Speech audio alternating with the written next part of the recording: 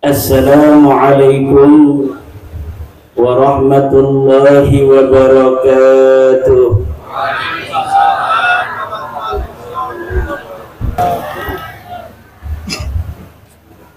Alhamdulillahil malikil hakim,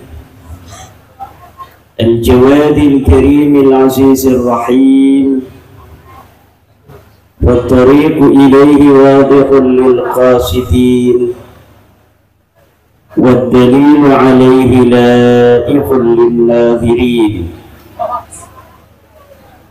والصلاة والسلام على سيدنا محمد وعلى آله وأصحابه الطيبين الطاهرين. يا حي يا قيوم يا حنان يا منان يا ديان يا سلطان يا ذا الجلال والإكرام.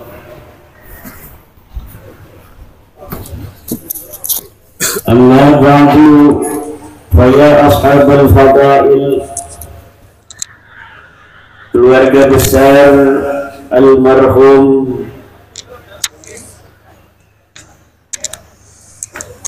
guru kita bersama, orang tua kita bersama, Kiai Haji Rafi'i bin Kertatiba, para anak, para cucu, para cicit, mungkin juga ada yang sudah canggah dari beliau. Alhamdulillah masih ada satu anak beliau, Gus Alwi, juga ketua panitia yang merupakan cucu beliau, sekdes yang merupakan cicit beliau. Semuanya semoga Allah senantiasa berikan kepada anak cucu cicit Kiai Rafi'i keberkahan, tinggi derajat iman Islam. Keluarga besar ini menurut yang saya gali dari keluarga beliau sudah hampir 300 orang yang tercatat menjadi keturunan daripada Kiai Rafi'i sampai saat ini hal yang ke-50. Para kiai, para alim, para ulama dari Kutaliman dan sekitarnya, para pejabat negara yang hadir, dari kepolisian, dari Tentara Nasional Indonesia yang hadir, Bapak Kepala Desa, baik Kepala Desa setempat maupun Kepala Desa tetangga yang hadir. Saya lihat tadi ada Kepala Desa tetangga dan istrinya, para Kepala Desa ini banyak yang hadir, alhamdulillah. Juga para istri-istrinya, Mbak Lutfi dan sebagainya, para pengurus NU baik PCNU Kabupaten Banyumas, MWCNU se-Kabupaten Banyumas, PC Ansor yang malam hari ini menurunkan pasukan banyak sekali. Yang saya hormati dan saya banggakan sahabat-sahabat Banser semua, juga hadir dari PWI Pusat Gus Imron dan Kiai Syarifuddin dari Tegal. Para tokoh Banyumas, Kang Mas Agus, KBN, Gus Muhson, Gus Suheri, ini para youtuber berjuang dunia akhirat segala macam ini hadir ini, alhamdulillah. Para dulur-dulur sedanten para kaum muslimin muslimat, al-mutabarrikin bil alim as-salih Kiai Rafi'i yang dihaul malam hari ini oleh keluarga besar beliau. Semoga yang hadir dalam acara haul ini Allah berikan keberkahan dalam hidupnya. Amin. Semoga dibanyakkan duitnya, ditinggikan pangkatnya, segala cita-citanya dikabulkan. Jika ada dari kami ya Allah yang malam hari ini dalam keadaan sakit, baik yang nampak maupun yang tidak nampak ya Rabb, semoga dengan barokah haul dari orang yang saleh Kiai Rafi'i ini ya Allah, Engkau sembuhkan penyakit kami. Amin. Jika ada gundah gulana, jika ada rasa duka cita yang menyapa kami malam hari ini karena suatu hal, contohnya tagihan kredit yang semakin dekat, namun untuk bayarnya belum ada alamat. Mudah-mudahan dengan barokah hadir malam hari ini tagihan kerudung muslimat akan segera lunas. Ya Rabbal, puja dan puji, rasa tasyakur tanda memuji kepada Allah yang Maha Suci atas nikmat-nikmatnya yang tiada teruji, terutama nikmat iman penyejuk hati dan nikmat Islam penerang diri untuk mencapai kebahagiaan dan kebenaran yang hakiki. Salawat ma'assalam senantiasa Allah limpahkan kepada manusia pilihan dan kekasih Tuhan yang telah menghempaskan mendung-mendung kemusyrikan dan kekafiran, yang telah mengikis habis fata morgana iblis, sehingga maya pada ini pun menjadi indah oleh cermin akhlaknya. Dosa-dosa pun binasa, kedustaan pun akan tiada bila kita ikuti sunnah-sunnahnya. Beliau adalah man huwa syamsun, man huwa badrun, man huwa nurun fawqa nurin, man huwa iksiru wa ghali, man huwa misbahus sururi, man huwa zawju Khadijatul Kubra wa Aisyah Ridha, wa man huwa Abul Baturi Az-Zahra, wa man huwa Jaddul Hasan wal Husain radhiyallahu ta'ala anhuma, Nabiyyuna Muhammadun. Malam hari ini malam yang sangat berbahagia bagi saya, dapat hadir dalam haul manusia mulia yang berjasa bagi desa ini dan sekitarnya di dalam membimbing umat menuju Allah Subhanahu wa ta'ala. Dibangunnya masjid pertama kali di desa ini di antaranya atas jasa beliau dan ayahanda beliau Raden Kertadipa. Semoga apa yang beliau perjuangkan, beliau amalkan ketika beliau hidup dan masih bisa dirasakan oleh kita malam hari ini, akan Allah balas dengan balasan yang tiada terkira kepada beliau, juga kepada keturunannya, kepada keluarganya ila yaumil qiyamah, juga akan menyebar untuk kita semua yang hari ini, malam hari ini hadir dalam acara haulnya. Sebelum saya lanjutkan rasa bahagia hati ini, bila menghadiahkan Al-Fatihah untuk beliau. Semoga beliau senantiasa Allah tinggikan pangkatnya di sisinya, dan semoga Fatihah itu pula akan membawa kita yang menghadiri acara haulnya ini mendapatkan keberkahan, kebahagiaan dunia dan akhirat. Ala hadhihi niyyah wa kulli niyyatin salihah. Al-Fatihah. A'udzu billahi minasyaitonir rajim. Iyyaka na'budu wa iyyaka nasta'in.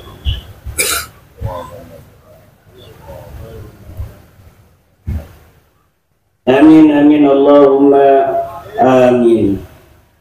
Dulur-dulur sedanten kang kula hormati, haul merupakan sebuah ibadah.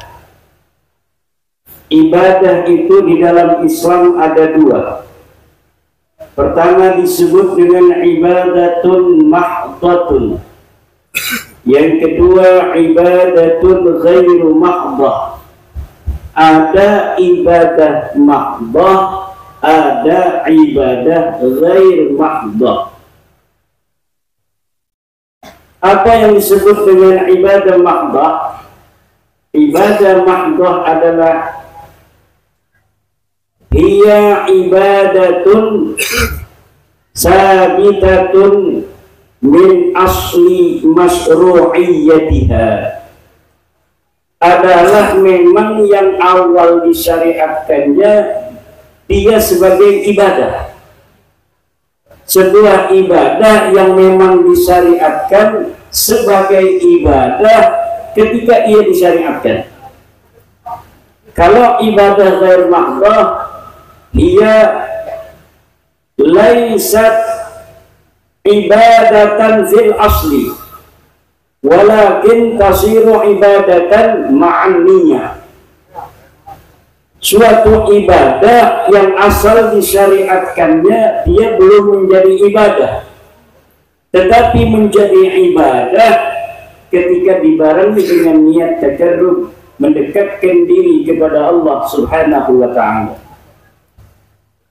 Ibadah mahdhah terbagi empat. Ibadatun qalbiyatun, ibadatun qawliyatun, ibadatun badaniyatun, ibadatun maliyatun.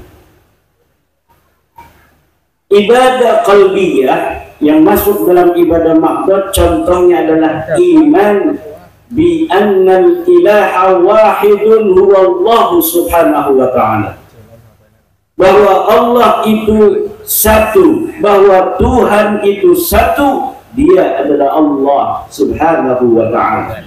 Ini ibadatun qalbiyatun.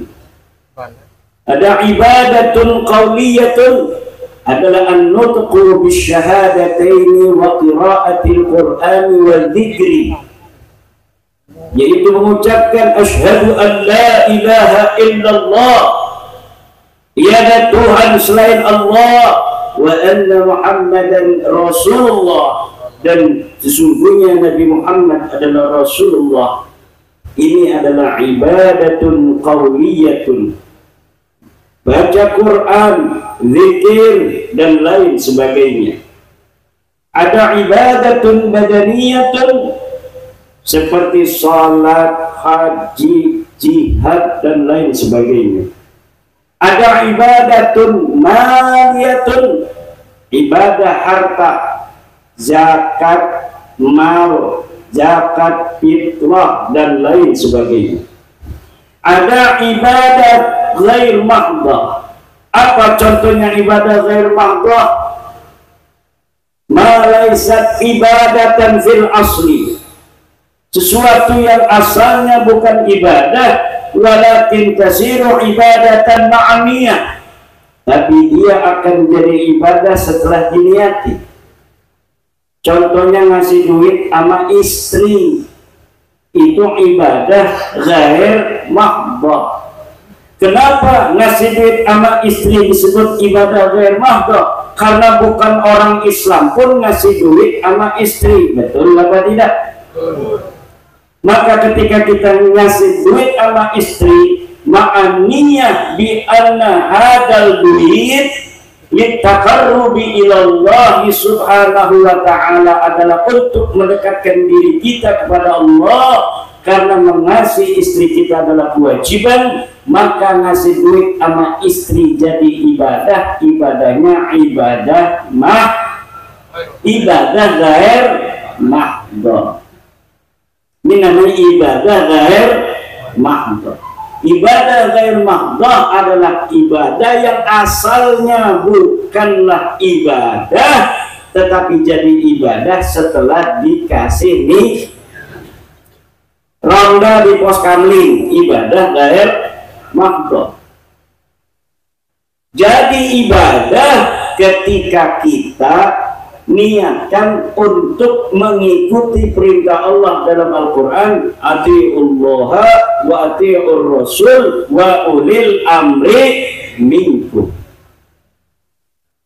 Haul, ini kita mau bicara haul, itu pembukaan tadi. Haul ini ibadah mahdoh apa ibadah gair mahdoh?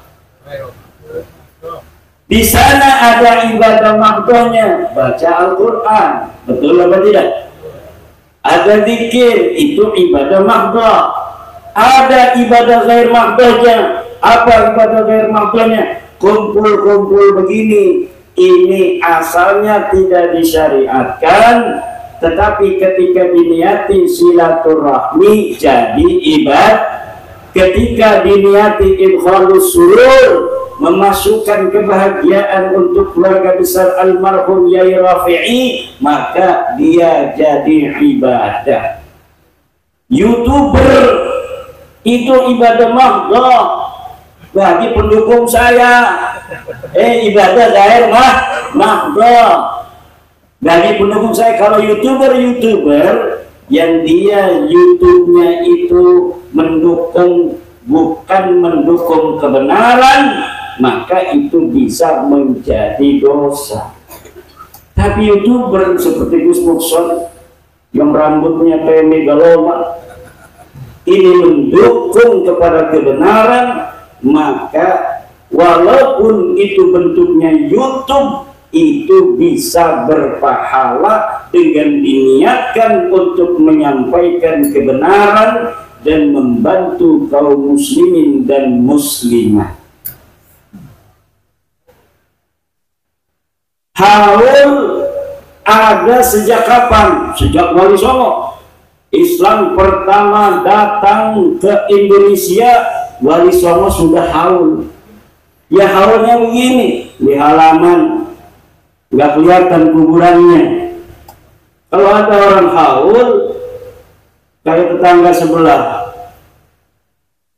haulnya di kuburan, kuburannya dikasih kembang sampai nggak kelihatan kuburannya, kembang semuanya, habis 2 juta beli kembangnya juga.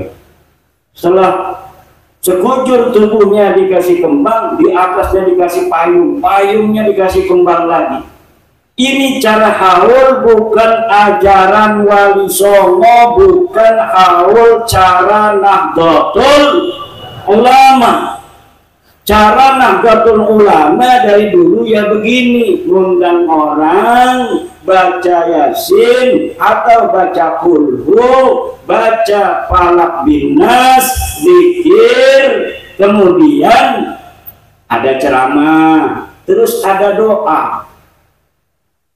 Kalau ada berkat, bagi berkatnya. Kalau ada aqua, bagi aquanya. Ada kopi, bagi kopinya. Ini coro Nahdlatul Ulama. Ajaran Wali Songo adalah ajaran Islam rahmatan lil alamin, yang mengajak manusia dengan cinta, mengajak manusia dengan kasih sayang. Dan ajaran ini secara ideologis dan biologis diwarisi oleh Nahdlatul Ulama. Coba kita lihat guru-guru kita di dalam mengajarkan agama Islam ke tengah masyarakat. dengan kasih sayang, dengan cinta, tidak menggurui. Kemudian masyarakat berbondong-bondong masuk ke dalam agama Islam. Kita berislam mungkin sudah 500 tahun.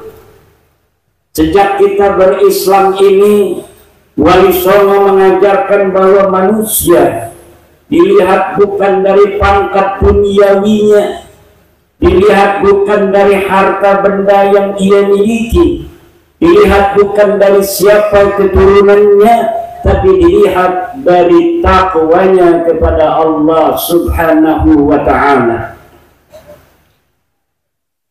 Para Wali Songo mengajarkan kesetaraan kepada umat Islam, kepada bangsa Nusantara pada masa itu, yang kemudian menjadi Indonesia pada tahun 1945. Indonesia merdeka 1945. Kiai Rafi'i membangun masjid ini 1924, beberapa puluh tahun sebelum Indonesia merdeka. Maka pantas kalau kita masyarakat kampung ini malam hari ini hadir dengan perasaan sukacita. Wajar kalau malam hari ini masyarakat ingin mendoakan salah seorang yang menjadi barometer Islam ketika itu, dan kemudian Indonesia merdeka pada 1945. Beliau masih hidup ketika itu.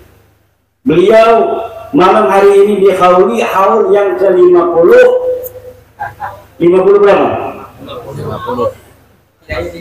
Pas 50. Masya Allah.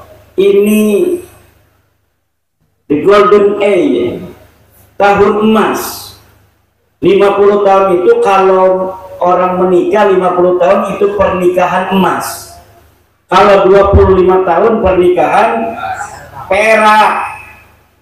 Kalau baru 1 tahun cerai itu pernikahan timah. Timah jala itu.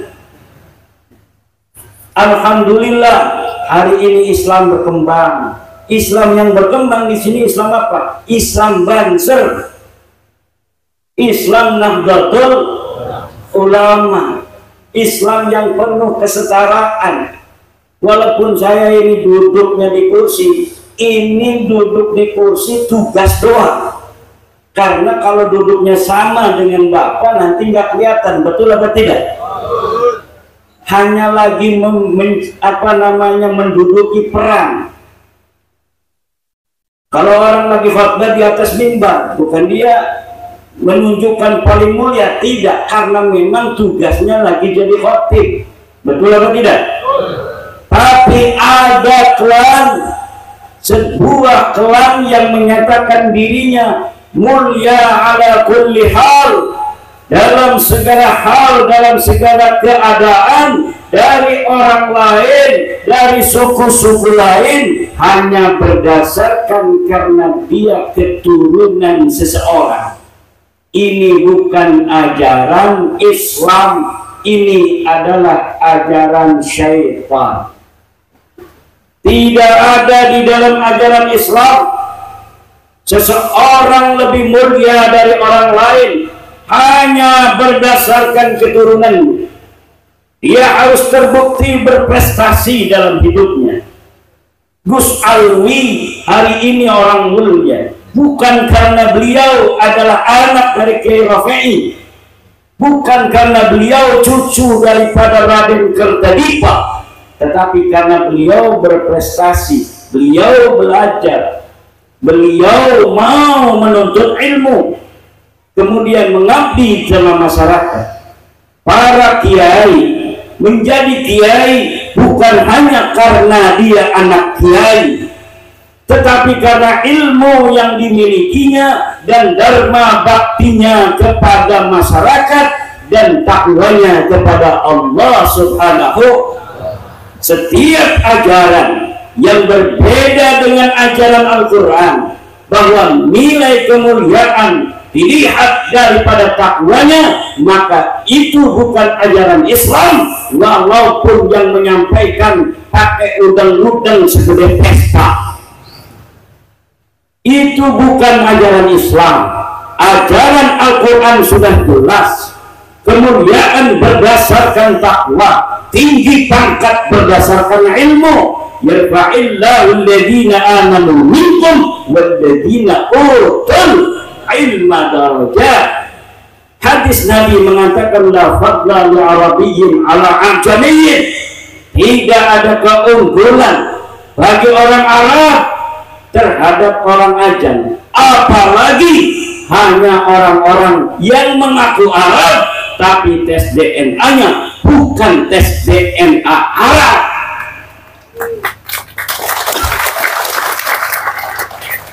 Maksudnya apa tepuk tangan itu? Maksudnya apa tepuk tangan?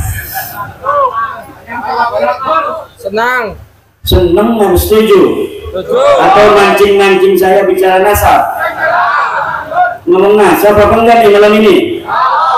Ngomong nasab apa tidak? Nanti ada yang marah. Nanti saya dikasain Yahudi pesek. Nanti saya katain begal nasab. Nanti dikatain Wahabi. Nanti dikatain Khawarij. Kira-kira saya Wahabi apa NU? Saya Syiah apa NU? Saya iblis apa Muslim?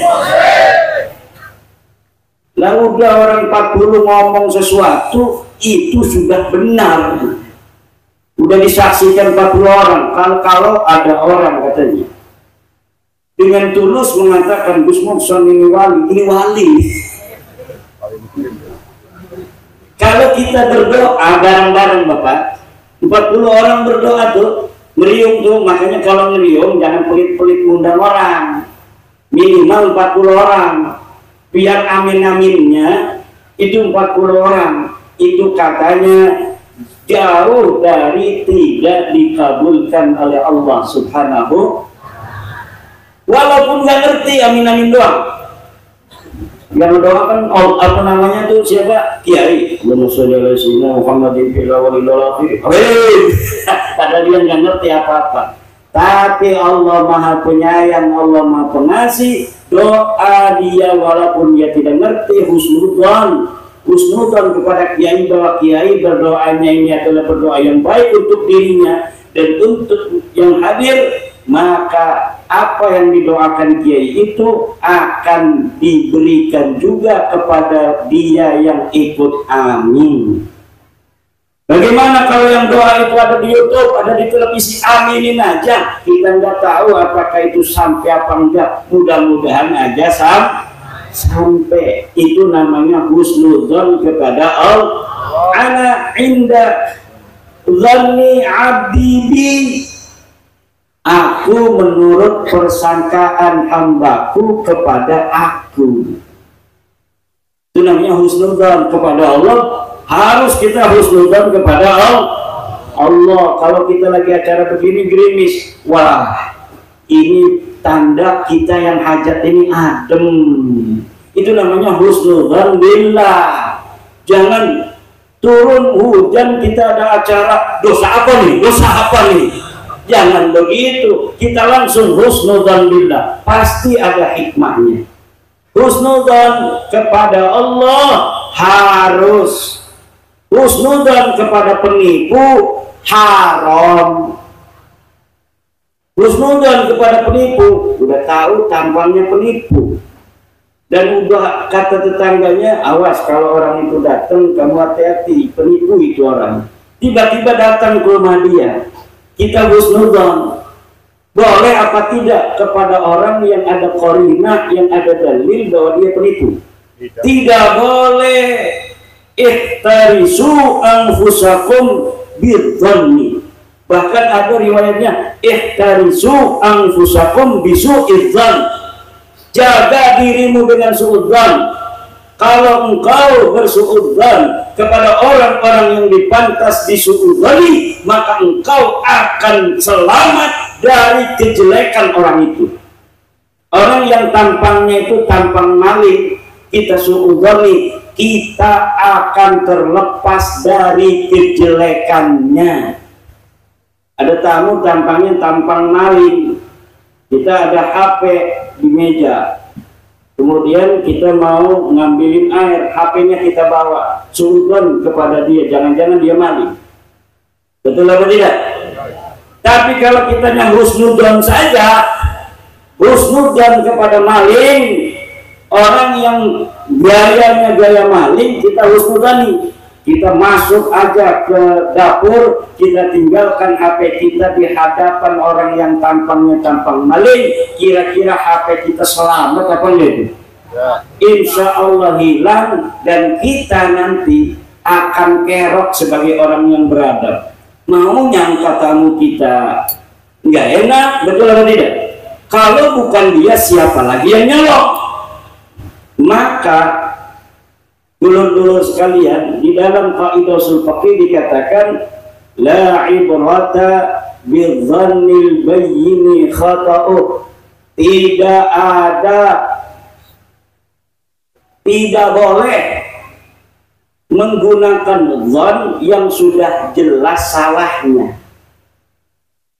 Kita husnudzon kepada orang yang tidak kita kenal, tampangnya pakai sorban, pakai jubah kayak saya begini, kemudian assalamualaikum, ngomongnya juga lembut, Bapak ada di rumah, kira-kira orang begitu amarahnya, alamatnya orang baik apa orang jahat?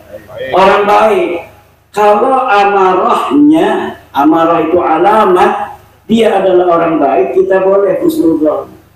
Maka nanti bapak saya ada, panggilin bapak kita, husnudzon kita. Ada HP, ada ini juga, nggak bakal pakai jubah begitu mau nolong.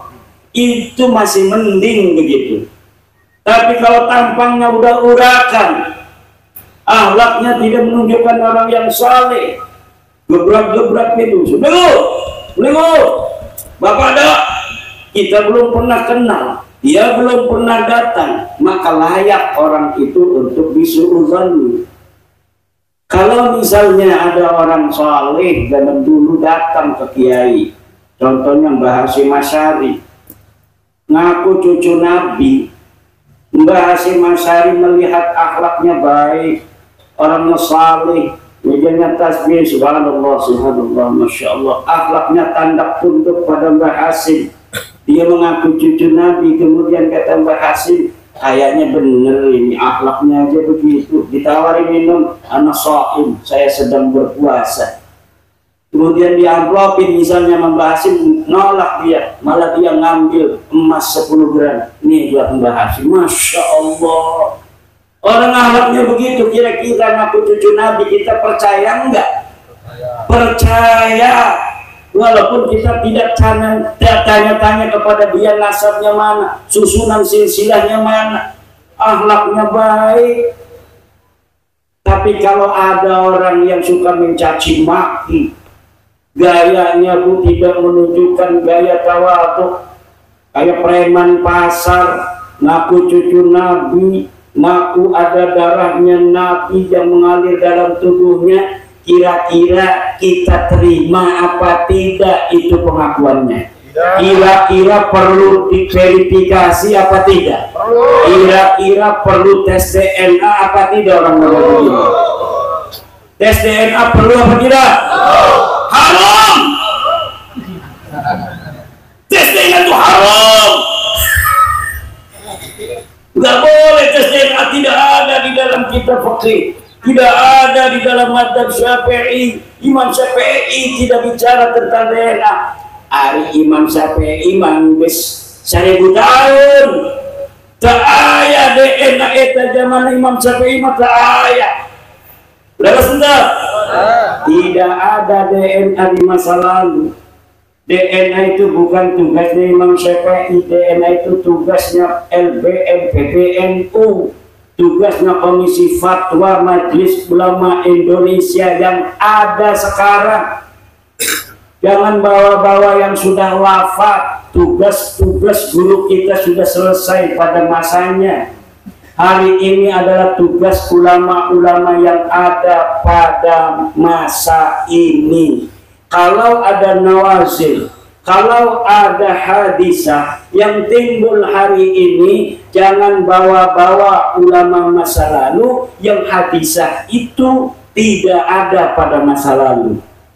Untuk mencari hukum kripto, jangan cari di dalam kitab Nihayatus Zennya Syekh Nawawi Tanara Al-Bantani, karena pada masa Syekh Nawawi Tanara belum ada kripto. Tapi tanya kepada Komisi Fatwa MUI, tanya pada LBM PBNU, LBM PWNU, LBM PCNU, tugas mereka untuk menjawab kripto halal apa haram. Kalau ada nawazil pada hari ini ditemukan bukti bahwa klan Ba'alwi bukan cucu Nabi, ditemukannya saat ini, jangan tanya Mbah Hashim Asy'ari yang sudah tiada, jangan tanya kepada Mbah Khalil Bangkalan yang sudah tiada, jangan tanya Mbah Maimun Zubair yang sudah tiada, tapi tanya ulama-ulama sekarang yang paham akan dalil-dalilnya, apakah Ba'alwi ini nyambung apa tidak sebagai keturunan Nabi. Betul apa tidak? Bagaimana kalau yang ditanya saya?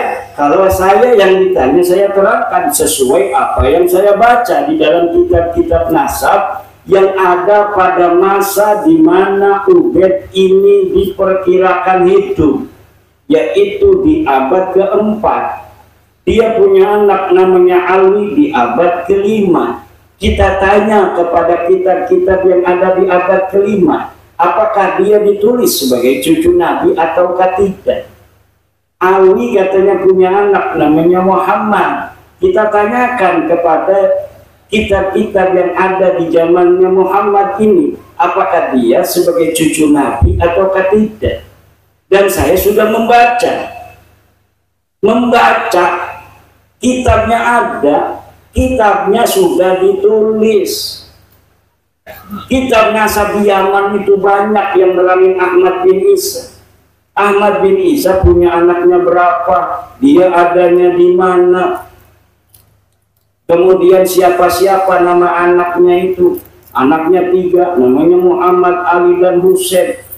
Klan Ba'alwi mengatakan leluhurnya namanya Alwi bin Ubaid bin Ahmad bin Isa.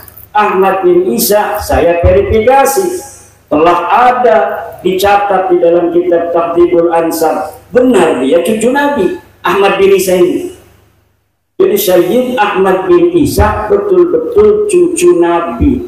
Diverifikasi banyak kitab yang ada pada masanya atau masa yang paling dekat dengan Ahmad bin Isa.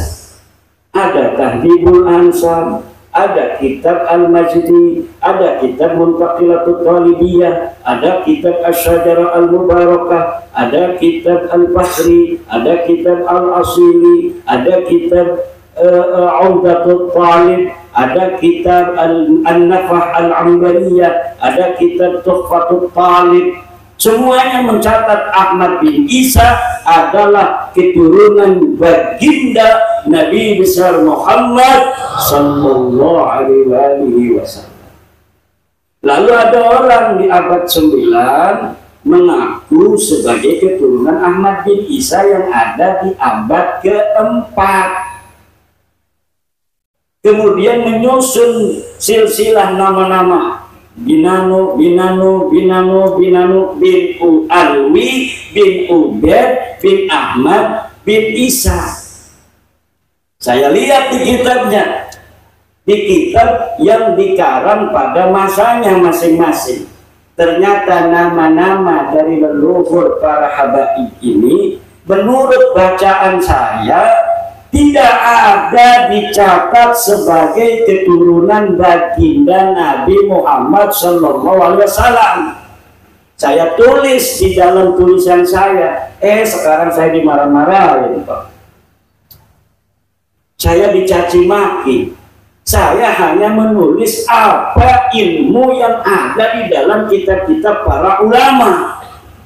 Bahwa para ulama dulu sudah mencatat bahwa Ahmad bin Isa betul cucu Nabi. Tapi dia tidak punya nama anak Ubed. Dia tidak punya cucu namanya Alwi. Kata para habib ini, luhur kita turunan Nabi. Dari namanya Alwi, makanya disebut Alwi. Punya ayah namanya Ubed. Ubed ini anaknya Ahmad bin Isa. Kata saya bukan. Ini saya lagi wadul Pak, karena saya dicaci maki melulu gara-gara ngomong ini. Supaya orang sini ngebelain saya. Nih kitabnya ada manuskripnya, ada cetakannya. Dikarang oleh ahli nasab yang asli. Nih kitabnya nih satu dek yang aku cucu Nabi. Ini kitab namanya Tahdhibul Ansab. Dikarang oleh Imam Al-Ubaidili, wafat 432 Hijriah. Nggak ada nama Ubaid disebut sebagai anaknya Ahmad bin Isa.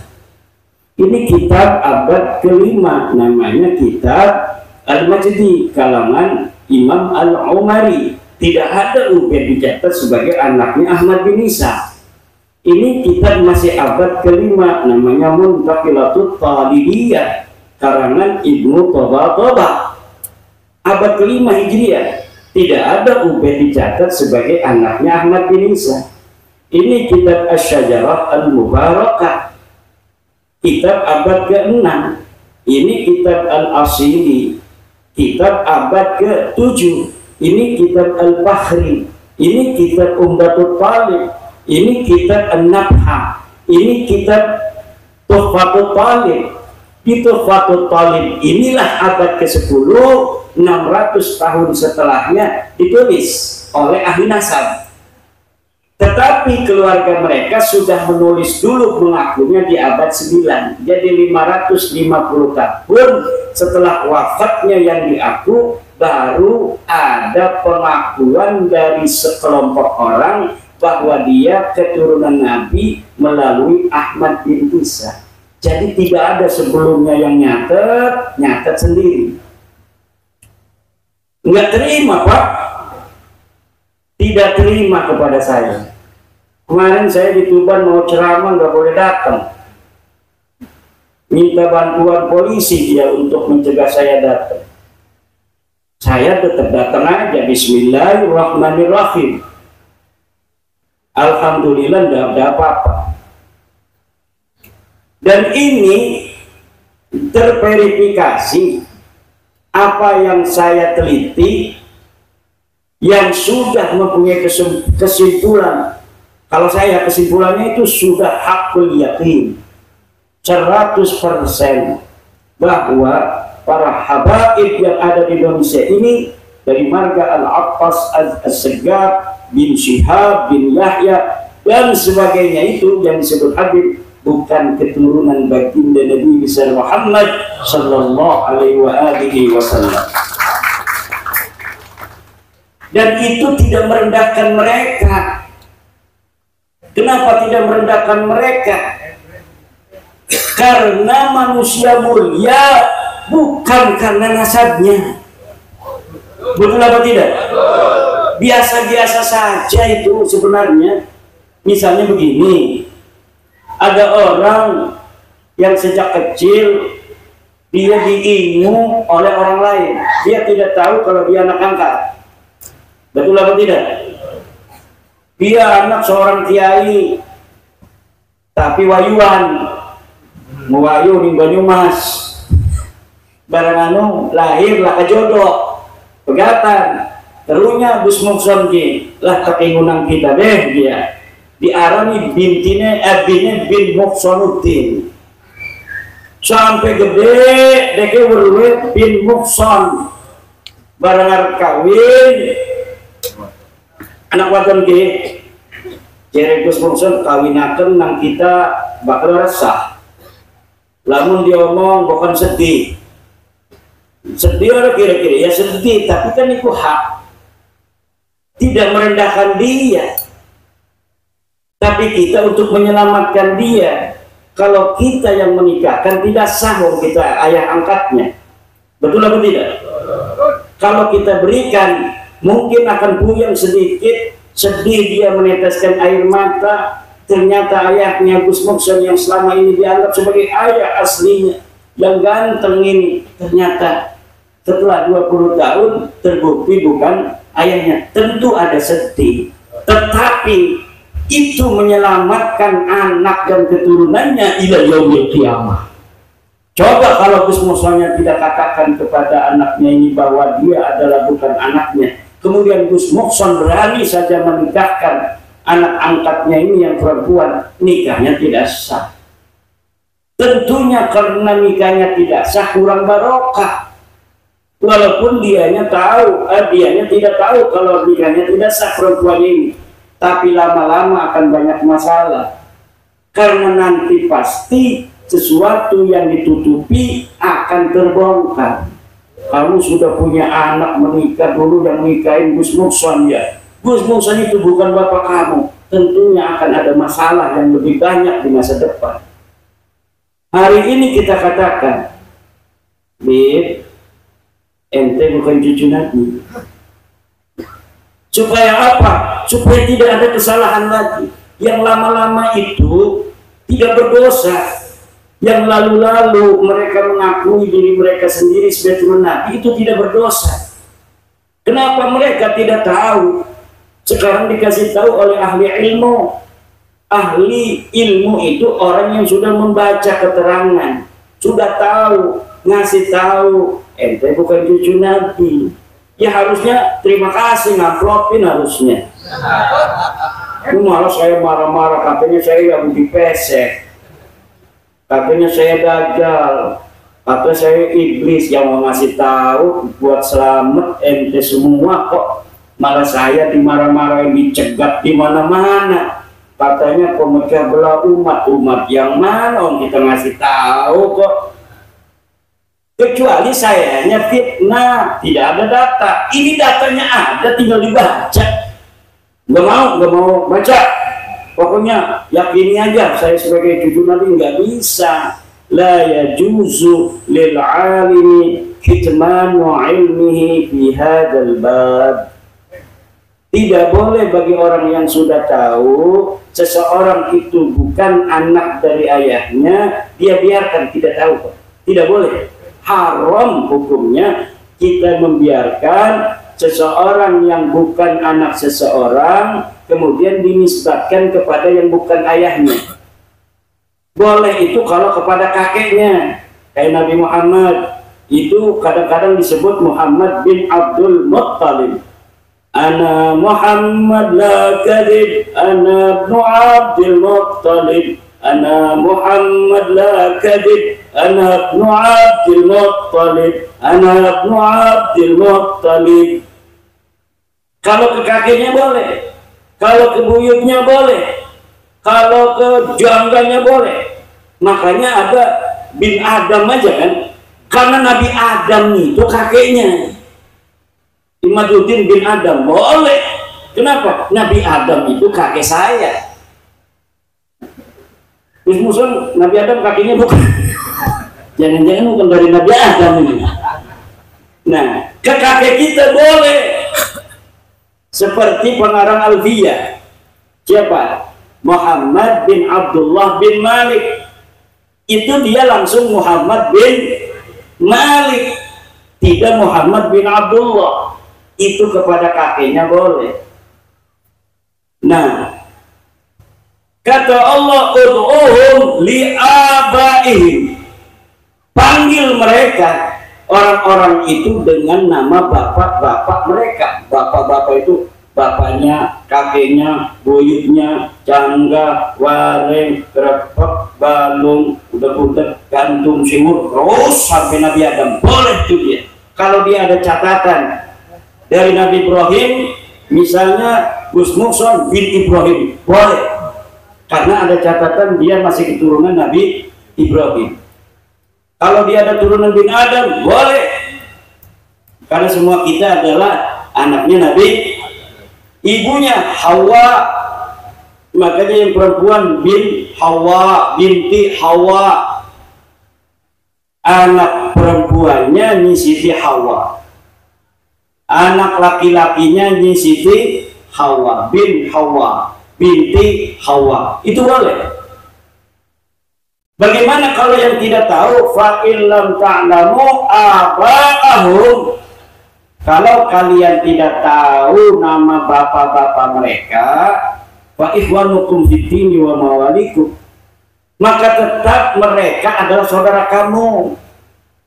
Walau saudara kita Mbak Alwi ini bukan turun Nabi, kita tetap cinta kok. Betul apa tidak? Betul.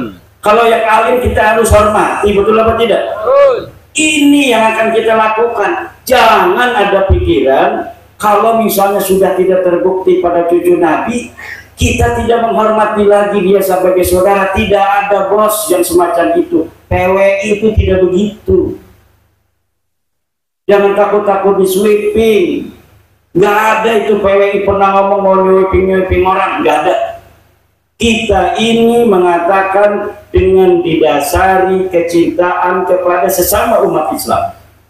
Kita membuka ini dengan didasari kecintaan sesama anak bangsa Indonesia. Tidak ada kebencian secara dzati kepada siapapun. Apalagi tentu di antara kita ada yang sudah muasyarah, betul apa tidak? Ada yang bergaul sebagai teman, ada yang teman kantor, betul apa tidak? Ada yang teman sekolah. Masa gara-gara dia bukan cucu Nabi kemudian kita tidak mau berteman dengan dia lagi? Tidak ada begitu. Kita hanya kasih tahu bahwa Anda bukan cucu Nabi, jangan ngaku-ngaku lagi, itu doang, beres. Ayo, mari kita yang tadinya biasa ngopi lagi.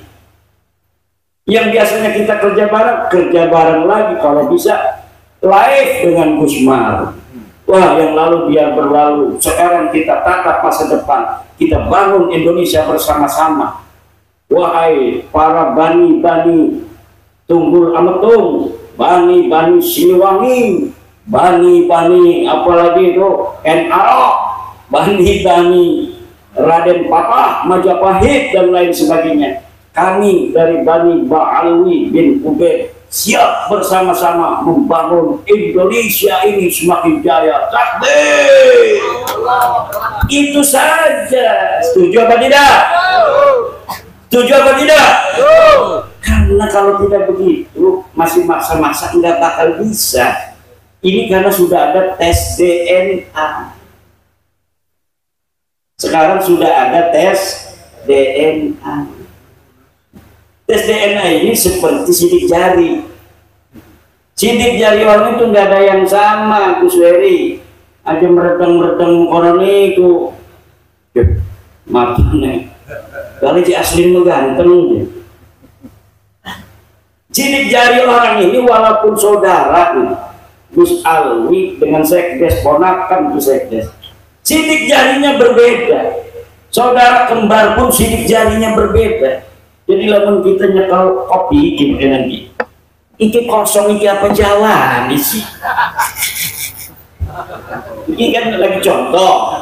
Nih, ada sidik jari saya di sini. Nih sidik jari nih. Dengan minum bareng iman.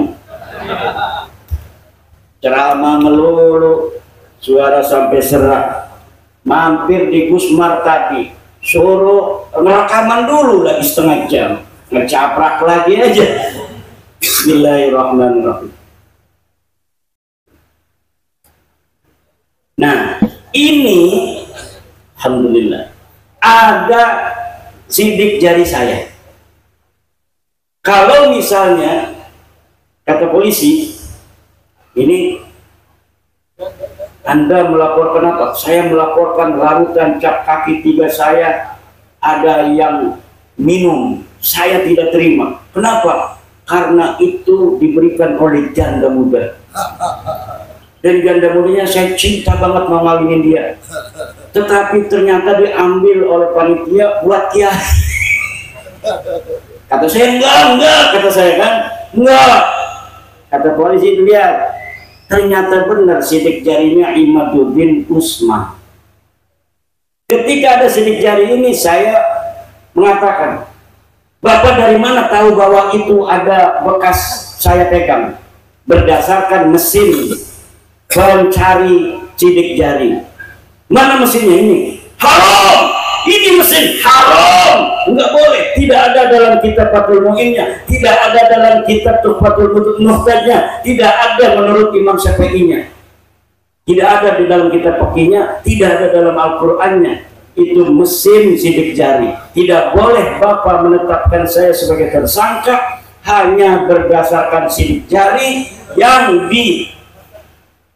diujinya dengan mesin. Sedangkan mesin ini, mesin sidik jari, tidak ada di zaman Rasulullah. Tidak bisa. Nggak bisa, walaupun saya berdalil-dalil begitu, tetap saya ditangkap, Pak. Betul atau tidak? Begitu pula DNA.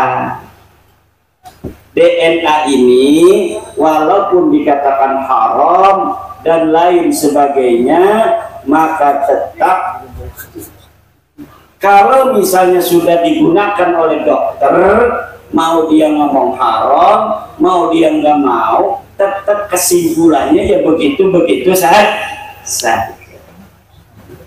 Understand? Maka hadirin ma'asyiral muslimin rahimakumullah, inilah yang harus kita jaga. Apa yang harus kita jaga? Nasab mulia Rasulullah. Jangan sampai masuk di dalamnya ad'iyah wa tukhala, para pengaku-pengaku dan para penyusup-penyusup. Ini bagian daripada kita berbakti kepada Nabi besar Muhammad sallallahu alaihi wasallam. Bagaimana nanti kita berjumpa dengan baginda Nabi Muhammad sallallahu alaihi wasallam jika hanya untuk mengatakan bukan keturunan Nabi, sebagai bukan keturunan Nabi saja kita tidak berani, padahal sudah nyata dari segala penjuru semuanya adalah benar. Inilah bapak-bapak dan ibu-ibu hadirin ma'asyiral muslimin rahimakumullah, termasuk ini Eyang Anggadipa, betul, Kertadipa. Eyang Kertadipa ini harus dirawat, Yai Rafi'i harus dirawat. Apa yang harus dirawat? Sejarahnya harus ditulis, dan tidak boleh nanti ada orang-orang yang kemudian mengklaim Eyang Kertadipa ini misalnya bernasab kepada Anu bin Anu bin Anu, padahal keluarga tidak mengetahui susunan silsilah itu. Jangan-jangan silsilah itu adalah silsilah palsu untuk membelokkan sejarah di masa depan. Karena kalau hari ini kita biarkan sejarah Indonesia ini dirubah, maka masa depan anak cucu kita akan melaknat kita. Anak cucu kita akan melaknat kita. Kenapa? Misalnya para pahlawan-pahlawan itu semuanya nasabnya ke luar negeri. Gak ada yang nasabnya ke Raden Wijaya, enggak ada nasabnya yang ke Raden Patah Demak, enggak ada yang nasabnya kepada orang-orang Jawa di masa lalu. Semuanya ke luar negeri. Maka nanti anak cucu kita akan mengkutuk kita bahwa kita adalah orang-orang pecundang yang tidak berani menjaga, memperjuangkan anak cucunya. Buktinya apa? Buktinya itu makam-makam semuanya dari luar negeri kok. Yang jadi pahlawan semuanya dari luar negeri, yang jadi pejuang semuanya dari luar negeri, yang mau perang semuanya dari luar negeri. Orang Jawa semuanya tidak ada yang jadi pahlawan. Mereka akan mengutuk kita yang hidup 2024 ini, sedangkan mereka hidupnya bisa jadi 200 tahun lagi, di mana waktu itu sejarah sudah berubah semua. Sampai bendera Indonesia katanya orang luar negeri yang menentukan. Tanggal 17 Agustus kemerdekaan kita katanya karya orang luar negeri penentuan harinya. kemudian NU organisasi kita, katanya yang menjadi pendirinya juga orang luar. Mbah Hasim katanya disuruh-suruh doang. Ini kebanggaan kita terhadap jati diri bangsa Indonesia sendiri. Anak-anak Nusantara akan menjadi luntur di masa depan. Anak kita hanya akan mengenal kita sebagai para pecundang yang memalukan. Mau bapak-bapak disebut pecundang? Kalau tidak jaga sejarah Banyumas, sejarah Purwokerto, jaga dulu siapa yang menjadi bupati. Oh, yang menjadi bupati adalah kakeknya Pak Prabowo. Betul apa tidak? Betul apa tidak? Ini yang jadi bupati dulu kakeknya Pak Prabowo, yang sekarang jadi presiden Indonesia terpilih, yang nanti bulan Oktober akan menjadi presiden sah dilantik oleh MPR atau DPR? MPR. Itu orang Banyumas harus bangga, ini orang Banyumas. Pak Prabowo itu turunan orang Banyumas. Alhamdulillah. Desa kula Kresek iku mbeke dua wakil presiden. Kemal Pamin lahir Kresek. Bikin pondoknya di Tenara karena beliau adalah cucu keponakan Syekh Nawawi Tenara, ibunya keturunan Tenara, jaraknya 12 km. Tapi wong Banyumas wis duwe presiden. Alhamdulillah. Ini menunjukkan harga martabat dari orang-orang Banyumas. Alhamdulillah. Senajan orang nyolok, misal nyolok ora, alhamdulillah.